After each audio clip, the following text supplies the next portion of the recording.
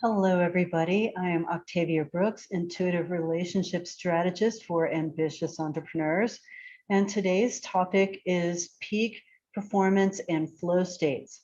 I love sharing this topic because we entrepreneurs, we business owners are always looking ways to save time and energy in our days so that we can scale our businesses without going crazy, right? So let me jump right into the slides, what we're going to be covering today. And so we're going to be covering peak performance and flow states. This is one of my 4 pillars. And who is this for? Who do I recommend this training for? This is for people who are feeling distracted, unfocused, you're losing track of details in your business. You're getting your work done, but it's really like a grind. It's super, super slow. You've got some big ideas for scaling your business, but there's something that's just blocking you. You're feeling resistant or you're self-sabotaging. There's reasons why you're feeling blocked. Most of the people I work with, most of the people watching my trainings are in a relationship that's kind of rocky or potentially toxic. And so they're having some relationship stress that could be some internal pressures. It could be they might be single and they're just feeling frustrated, not being able to move ahead. Most of the people I work with have some level of anxiety, depression, worry, these kinds of things that are lifelong patterns. And they've tried therapy. You've tried therapy, it hasn't done a thing for your productivity, probably hasn't helped your depression or anxiety either. And you might be working with a business coach, or you have worked with one. You're feeling like maybe I'm going to lose my money on this coach because I can't seem to fall in line with their guidance. And the coach is not really interested in helping you with your personal life. So what we're going to learn about today, I'm going to give a brief overview of the 4 pillars and particularly this pillar. But by the end of today, you're going to know when is the best time to get your best work done. You're going to know how to end your day on time with energy to spare. You're going to be able to focus and speed up your work. You'll know how to get unstuck to achieve bigger goals, and you'll be able to invoke a flow state, that like precious, precious flow state anytime you want to. So just a little teeny bit about me. The reason I feel qualified to teach this topic is that I've been on the entrepreneurial path for over 10 years and I've gone through a lot of these struggles. And so I'm here to share with you what I've learned and the shortcuts from my 20 years in business, 10 years in online business management, and 30 years on my spiritual and self-development path. So I have some tools and I love to share them with people. And a lot of my tools come from ancient neuroscience, which are protocols from indigenous and tribal perspectives and views. And I also received my modern neuroscience coaching certification. So the ancient and modern neuroscience come together really, really well. And the main thing I support people with are rocky decisions, rocky relationships and the tough decisions you have to make, protecting your assets, and being productive in your business again. I really like to support entrepreneurs in achieving their greatest dreams, especially philanthropical legacy dreams. Okay, and so what are the 4 pillars? So there's 3 other trainings here in my Facebook group, or wherever you're finding this. There are a total of 4 trainings. And the first training is just if you're having relationship troubles, how do you understand the lay of the land? How can you create clarity in what's going on in your situation? Are you in just a rocky relationship that's going through a moment, and how do you dig out of that? Or are you in a toxic relationship? How to identify the differences and how to make good decisions about where you're at in your relationship and where you should move next. And pillar 2 is about like when we're in a tough relationship problem, when we have problems in our relationship, it can oftentimes have a really big impact on our confidence. So how do you get yourself back and get refocused in your business while you might still have some relationship trouble going on? And how do you really amplify your confidence? So that's what pillar number 2 is about. Number 3 is about, again, if you're in this rocky relationship, you may be worried about losing your assets as well as losing your relationship. It might be a double whammy. Those are people I really have a lot of compassion for, because sometimes, especially if you have tendencies towards depression, if you have a big double whammy like that, it can actually be life risking. So I really want to help you protect your assets if you're going through a rocky relationship, or you fear that you're worried about losing your relationship. And how, so pillar 3 is about protecting your assets under all circumstances and getting back into your business so that you can carry on with scaling and growing your business, because that's what we're here for, right? We love business. We love to be successful in business. And then so today, what we're going to be talking about are peak performance and flow state. So what are peak performance windows? How do you maximize the use of your time and energy in your peak performance windows? What does your brain actually need in order for you to get refocused? And how can you get unstuck if you're feeling really stuck about moving forward? And my favorite topic, how to invoke a flow state, put yourself into a flow state whenever you want and whenever you need one. So let's carry on. First of all, like, what does peak performance actually give you? You know, there's a lot of definitions for peak performance. For me, it means that I'm getting my work done effectively. I'm getting big goals accomplished every day. My to-do list is whittling down. I'm making forward momentum, and I'm progressing very well, very effectively, very efficiently. So in your relationship, if you can get your work done effectively during the day and you get your goals done for the day before it gets too late in the evening, then you've got some time and energy left over for your relationship, for your family. So I really love when my entrepreneurs can achieve that balance between their work and their relationship, and they can have a really positive interplay between the two of them. In your business, peak performance gives you a sense of motivation and momentum that, like, once you start accomplishing your goals, you get this momentum. It's reciprocal. You're happy, you have more fun in your business, and things start to snowball in a really positive direction. Peak performance also gives you the ability to really focus and make better decisions and make better plans. So knowing the right time of day to do your decision making and your plan making will make everything better in your business. And you can actually get more done in less time. So as your business scales and you're conquering new learning curves because you're moving into new territories as the leader of your business, you can get more done in the same amount of time. So you can take on more responsibility. All of that plays into scaling your business more easily. And so what do flow states give you? On the relationship side, you can choose activities for your family that are going to be really highly engaging and really fun. So you'll know how to right size activities. This really might come in handy for kids, but it also comes in handy for the activities that you plan with your partner. What are they going to like? What is she going to enjoy? What is she going to, find engaging, and what is going to frustrate her? And you'll come home with a good mood after being in your flow state and your sweet spot more of the day. You're gonna be so happy with what you got done. So on your business side, of course, like, you have more enjoyment of your work. You're having more fun, and you're more creatively fulfilled. You're connecting with more parts of your brain. So you accomplish more without that sense of grinding and, like, really pushing really hard through everything. So you get that satisfaction of your achievement.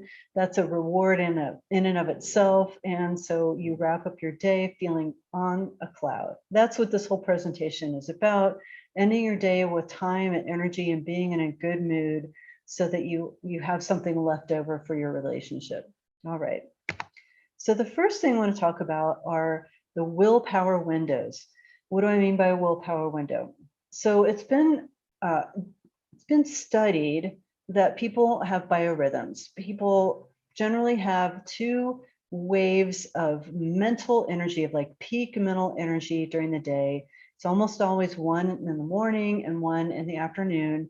And I encourage you to kind of watch your flow and see when you feel like you're at the best time of day. And you're going to get about 2 hours on each of these windows, maybe an hour and a half on the second one, but you can get about 2 hours. And in these hours, it's beyond just the normal level of the motivation. It's when you are really, really on. You can actually combine the peak windows with your flow states that we'll find out about later and put them together and like, wow, right? But in your willpower windows, so I'm differentiating between willpower and motivation. Motivation, as entrepreneurs, we generally have a pretty high degree of motivation. Willpower is like motivation on steroids. And it's when you're really able to make your best decisions, when you're able to do the hardest work. So that's what I recommend putting into your willpower windows. You're going to put the money-making activities. You're going to put the activities that you find to be the most challenging into your willpower windows. And then what happens is you get the hardest stuff done in your day, and you're like, holy crap, I got that done first thing in the morning. And then you're riding like a motivation high for the rest of the day. Everything you accomplished already so early in the day just cascades good vibes over the whole rest of your day. It's actually more than that. Actually, you get a really good dopamine reward from getting these really difficult things done. And that dopamine reward, and every time you think about what you got done in the morning throughout the rest of your day, puts you in an elevated mood state, which puts you into your prefrontal cortex. So this is a main theme of all of my work, is getting people out of the amygdala, where there's fears and worries, and the more difficult emotions, the heavier emotions. They take you out of the more effective part of your brain. So I'm always teaching my clients how to move from the lower part of the brain to the more effective prefrontal cortex part of the brain. So in using your willpower windows and putting the hardest work into those willpower windows, especially in the morning window, protecting the sanctity of your willpower windows and putting the difficult stuff in there, you're going to just be riding high the rest of the day. So that's how I want you to use your willpower windows. I want you to map out approximately when your willpower windows happen. You'll notice your mind is on fire. You're coming up with ideas left and right. That is the key identifier of your willpower window. So don't book anything else. Block that out on your calendar. Make sure you aren't putting like email or other kind of distracting types of activities in that window. You're just doing your most difficult work. The most impactful, high impactful work will go into that time period. And you'll see just doing this one thing will make your whole day more effective. It'll make you more effective in business. You've got to pay attention to these willpower windows. Okay, the next thing I want to chat about is some basic orientation about how to keep your brain happy. Now, we carry the thing around with us everywhere we go. It impacts every aspect of our life. And that's why I've really, really enjoyed studying modern neuroscience to pick up some of this. But as entrepreneurs, if you want to be at your peak performance, you kind of need to feed your brain. You need to know what it needs and optimize that for yourself. So first of all, getting a good night's sleep. If we don't have enough sleep, then everything we did the day before has not gotten encoded in the deeper parts of our brain, into our memory, all that stuff. And our brain is just sluggish. We just don't have it. And, I know that you already know this, but if I put it on a slide, maybe you'll pay a little bit more attention to it. What I've noticed and I work with my clients on this, there's a sleep quiz you can take to identify when your biorhythms tell you to sleep and when wake up. And if you pay attention to these optimized times to go to sleep and wake up, you may find that you need less sleep. You may find that you're waking up a lot more naturally in the morning and waking up energetic in the morning. So a lot of people just have their sleep windows off a little bit and could be off by half an hour, 20 minutes or more. Maybe you're trying to adapt to the people in your life when they go to bed and when they wake up. So just pay attention to that. What are your natural rhythms? and you'll get better sleep and you'll wake up feeling more effective in the morning. Okay, so that was a bonus tip. It wasn't really meant to be part of this, but it just came out. Dehydration. Oh my God, this is so impactful. It's incredible. What I notice when I'm dehydrated is I I am struggling to get my work done. My brain just does not feel like it's got lubrication. It doesn't feel like it's really flowing very well. And I'm now kind of come, I live in a really dry climate. So I've come to realize that I just need to drink more water. And usually you'll find if you can identify your symptoms of dehydration and you drink a glass of water, within 20 minutes, your body has uptaken enough water that your brain just starts working better. It's amazing. And you've got to watch this. I mean, there's at least a couple of liters a day you've got to be drinking. I had a friend of mine, this is going to come in more relevant when we talk about flow state, because it's easy to lose track of how much water you're drinking. So I have friends of mine that would get like, a half-gallon jug of water and they fill it every morning, and they try to get it all the way down by the end of the day so they know for sure they're getting enough hydration. Okay, so power naps and mini breaks. People hate taking naps because you wake up feeling like an idiot. You feel so sluggish and you feel so bleh. And my dad used to make me so jealous because he would lay down and in about 20 minutes he would pop back up and he would just be all energized again and be ready for us. He was a really early riser, so about 5 o'clock in the afternoon he was just ready for a nap. And naps are really, really helpful. They're really mentally refreshing if you don't let them go on longer than about 25 minutes maximum. So 20 to 25 minutes. If you go on longer than that and you manage to sleep longer than that, then your body is actually going to start shifting into nighttime neurochemistry. That's what's making you sluggish when you wake back up. So if you keep your nap to 20 to 25 minutes, set a timer. I even read a book where he recommended you down a cup of coffee or down some caffeine, then lay down, and the caffeine starts taking effect in about 20 minutes, and then you wake up naturally. Well, caffeinated. I don't do much caffeine. I already have a lot of energy. So I set an alarm. And what I find is usually right about like 15, 20 minutes, my body has completely relaxed. My brain is rested. And I wake up just about, the alarm goes off just when I'm falling off. And I wake up and I feel good. And I get back to work and I feel good. So recommend short nap every day in the afternoon. It's actually been proven to extend longevity and all kinds of health benefits. So if you're not automatically a napper, if you're poo-pooing it, it's worth looking into statistically. So mini breaks. I learned this from Brendan Burchard, and he says all of the most successful entrepreneurs structure their workloads so that every half an hour, they are getting up and moving around, and they're taking about a 3 or 4 minute break.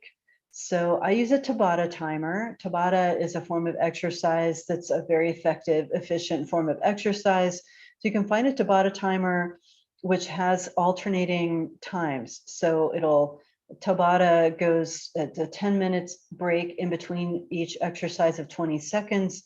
So you just change the times to about 27 minutes and 3 minutes and keep yourself on the time leash. Then what I like to do in each of those 3 to 4 minute breaks, I'm recalibrating myself. So I'm getting a little bit of a brain break from what I'm doing, but I'm not fully interrupting. I haven't gotten totally distracted. Like I still have like a foot in my work, and I will remember who my ideal clients are. I do some spiritual practices. I do stretching. I stretch my hands. I move around. I get up from the desk. I drink some water. And then the bell goes off and I get back into what I was doing. And I get my head goes right back into what I was doing. It does not register in the brain as an interruption. So there's a lot of really good ways to optimize your 4 minute breaks. You can do an energy balancing. You can, it's really actually astonishing how much you can put into 4 minutes. I can't believe it. I do like voice exercises, all kinds of stuff. So I want to, so I'm an advocate of power naps and mini breaks. And then I'm going to tell you that your brain likes goals. I'm one of those people that kind of poo-pooed goals. In fact, I was so goal oriented that when I set goals, it just drove me into the workaholism that I used to struggle with. And so for many years, I just had to say no goals. I have like broad brushstrokes of what I'm trying to achieve, and I'm just going to continue working towards that. But the brain likes goals. And so now right here next to my desk, right there next to my desk, I have my goal, my mission statement of what I want to accomplish. Oh, heck, I'll show it to you. I am Octavia Brooks, an intuitive relationship strategist, empowering 100,000 entrepreneurs to become more influential from internal challenges so they can create rewarding relationships to make it fun, to expand maximum positive impact and revenues. And the reason I showed that, that's like my mission statement, and it's right here. And so my brain is just constantly rewarded, constantly being reminded, and it naturally starts to orient me towards that direction. And so the brain likes goals because it likes predictability. Brain really likes predictability. The brain is really able to get more done when it knows where it's headed. So now I set some goals, and we're right when I'm recording this, we're coming up on the new year. And so it's really good to like do some goals and plans and write those out. And a mission statement is really, really helpful for your business. So that's what the brain likes. And so now we're going to move on to flow states. Oops, to getting unstuck. I love this topic because there's so many reasons why we get stuck. And one of them is, and I already mentioned this, that we get stuck in the heavier emotions. Like maybe we've got stresses and worries. Well, all of those pull us back here into the amygdala, and that is going to cause our workday to really drag out and really slow down. So I wanted to address this because it's one of the most important reasons why we're not productive. We're out of our peak performance and our days drag on because we're not in our happy chemicals that flow when we're in the prefrontal cortex. So we want to be in an the more we can keep ourselves in an uplifted mood while we are in our workday, the faster our work will go. So what is it that brings us down into those heavier moods? It could be external things going on, the rocky relationship or business stresses, that kind of thing. We really have to watch that line and keep ourselves positive. But what if we don't know why we keep getting pulled back into our depression or our anxiety, into those heavier moods? We just don't really have a reason for it. Maybe our life is pretty much going well, but we still seem to spiral into worry cycles. It could be that there is something in your subconscious. This is the most common thing I find when I'm working with my clients, is there are subconscious reasons for the stuckness. And the stuckness shows up as lack of productivity, resistance, fears and worries, especially about taking big leaps and moving into new directions.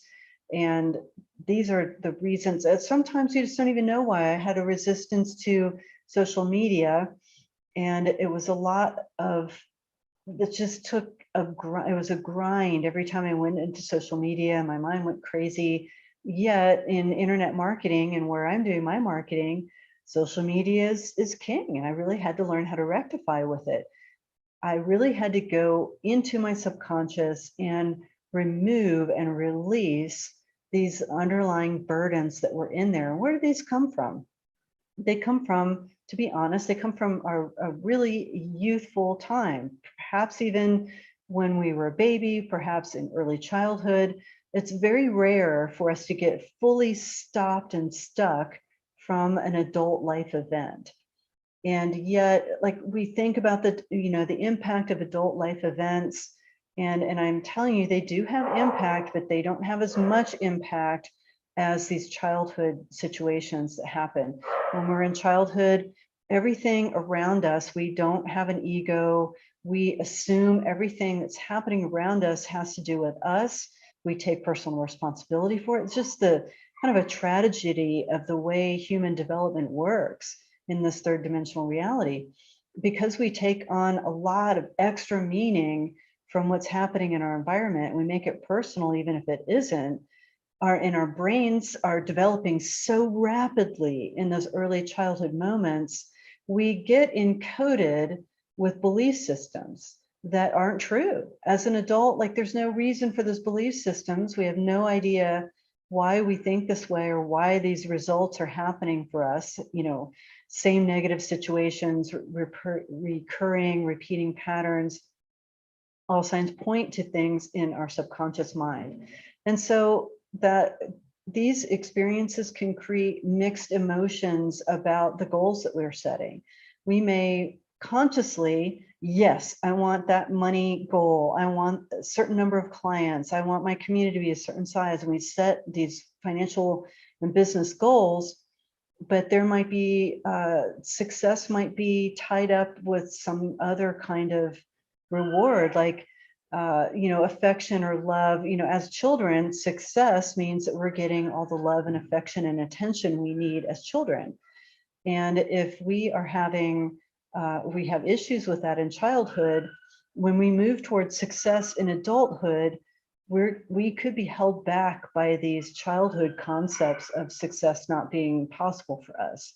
So this is what I have a talent. This is what I use the ancient neuroscience to work on with clients.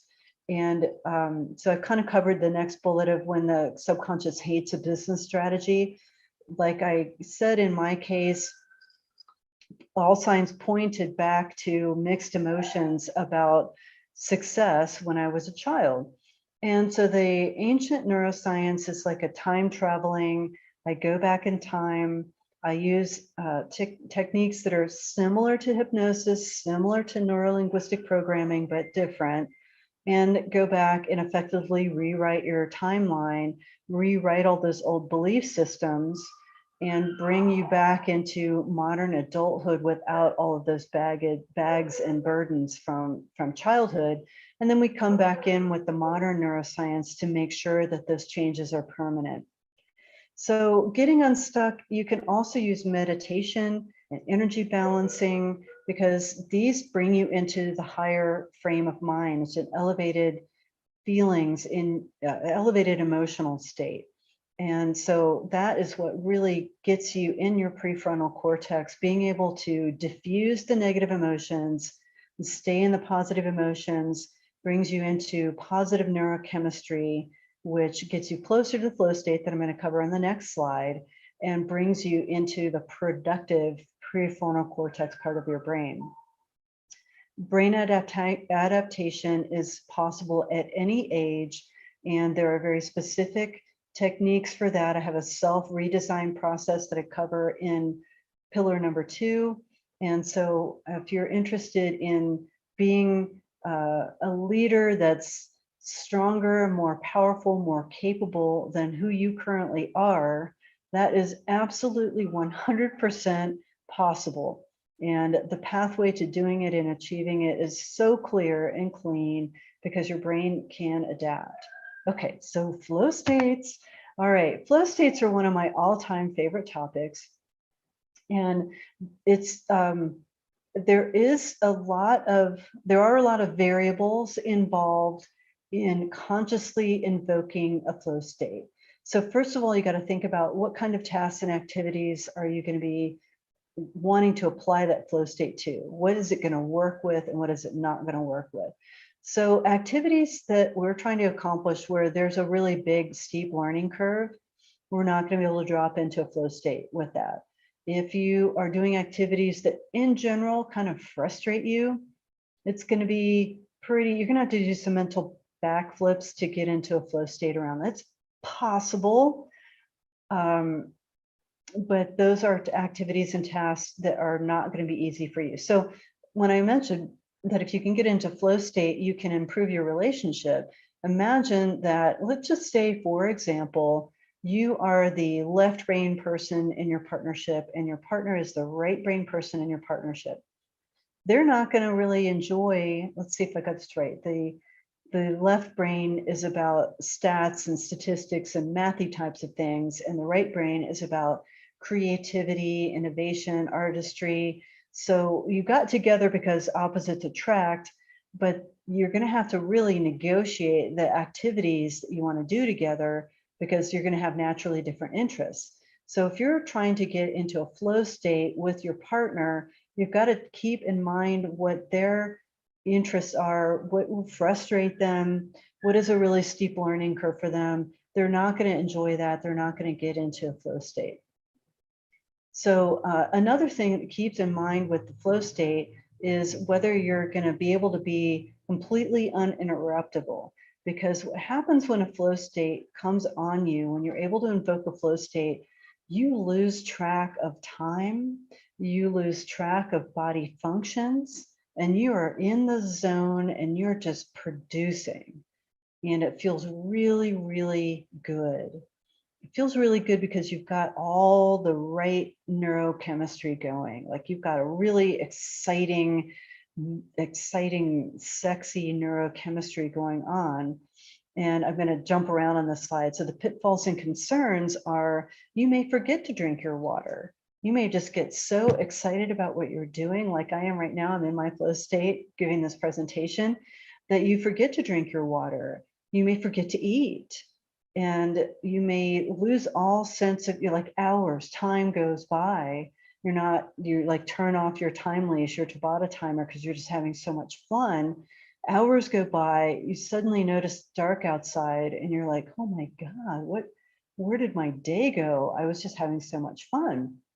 So you do need to be aware of keeping yourself healthy and not going into flow states like so constantly. I know there's a big community out there in the entrepreneur world that does microdosing to help invoke the flow state and the brain chemistry. But there is a certain kind of semi-addictive quality to it because you're so excited about your accomplishments and your achievements. But you know what? We get only one body per lifetime, so take care of yourself. So how to put yourself in a flow state. I alluded to this earlier. So make sure that you've got a clean, clear environment where nobody's going to come pounce on you. Anytime we get interrupted, it can take up to 25 minutes to get back in the headspace, if we ever even get all the way back in the headspace we were in to carry on with the same degree of productivity. So interruptions are a total no-no. You're going to want to do tasks that are where you've conquered most of the learning curve, but not all of the learning curve. If you've conquered all the learning curve, you're going to be a little bit bored, and that's going to take you out of a flow state. So you want to be engaged in what you're doing. You want to be interested in what you're doing. And you want to pick a type of activity that you know pretty much what you're doing, but it's exciting to continue the learning curve. And so you don't want to pick tasks that are boring. You don't want to pick tasks that you are very capable in. You're conquering a learning curve. You're not going to really be able to get a flow state when you're conquering that kind of learning curve. So right size the type of activity you're trying to do. So let's just say that you've already studied copywriting and you've got some blog posts to get out or some email to write or maybe a web page copy, and you've taken some classes and you're feeling like you're pretty good at writing copy. So that might be a perfect thing for you to get into a flow state with. So I would encourage you to get into a really good positive mood by thinking of things you're grateful for is a really good way to bring yourself into a positive mood. Celebrate some kind of accomplishment or achievement, preferably from that day or maybe from another day, and really, really get into the mood of celebration, because that brings your dopamine chemistry up and brings you into positive mood. So those are some good triggers to get into the flow state. And that's probably enough for you to be looking at right now, your engagement level with the task, that you're into the later stages of the learning curve. So it's still interesting and really fun and engaging. and you have an environment that is set and ready to go. All right, well, I'm really, really happy to share that kind of flow state information with you, because I really think it brings you into your peak performance and makes your day go much faster and gets you ending your workday on time so you can get back home to your sweetie. So in summary, what we covered today is of course I did the overview of the 4 pillars and what we're covering today. And we already decided the most effective time to get work done is in your willpower windows. And wow, if you could invoke your flow state at the same time as you're in your willpower windows, depending on what you put in, because I've told you, you got to put the most difficult work into your willpower windows. So you may or may not be able to couple it up with the flow state. But if you can, wow, double benefit there.